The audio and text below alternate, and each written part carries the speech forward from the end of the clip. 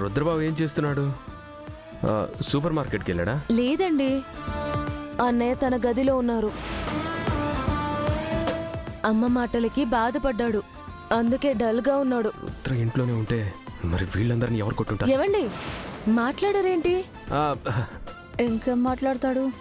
షాకింగ్లో ఉండుంటాడు. వీరునే అరాచకం చేయించుంటాడు. అక్కడ రుద్ర సార్ వాళ్ళ తాట తీసుంటాడు.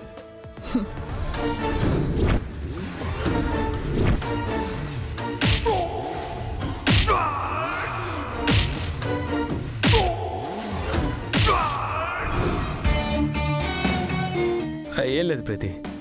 సరే నువ్వు జాగ్రత్త, నేను తర్వాత కాల్ చేస్తాను. Something is wrong.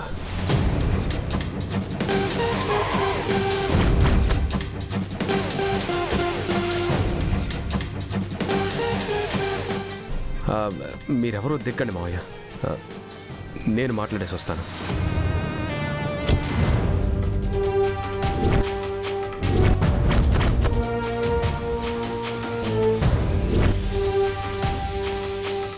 రాయ్, ఎవడ్రా నువ్వు?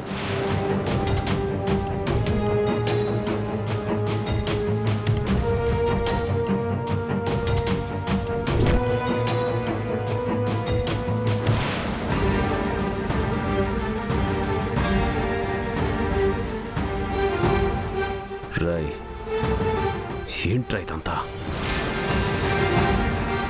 నేను చెప్పిందేంటి, మీరు చేస్తుందేంటి? ఫాలో చేసి భయపెట్టమంటే ఆగిపోతారేంటి?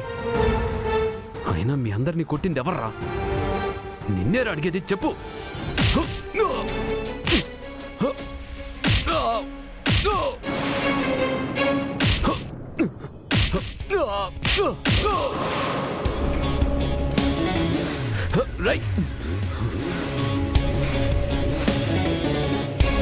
బ్రో, వీరు వీరు వీరు వీరు నీకేం కాలేదు? అయ్యో బావా, దెబ్బలు బాగా తగిలే.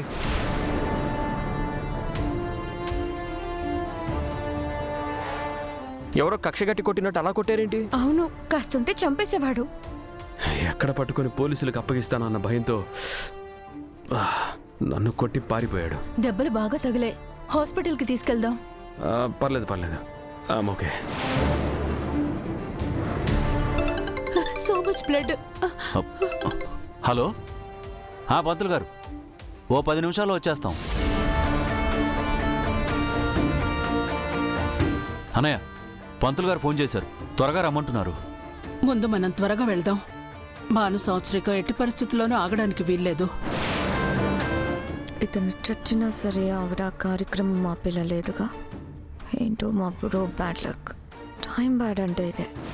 సూర్య, మీరు జాగ్రత్తగా తీసుకురా. అలాగే పెద్దమ్మా. పదండి. ఓకే.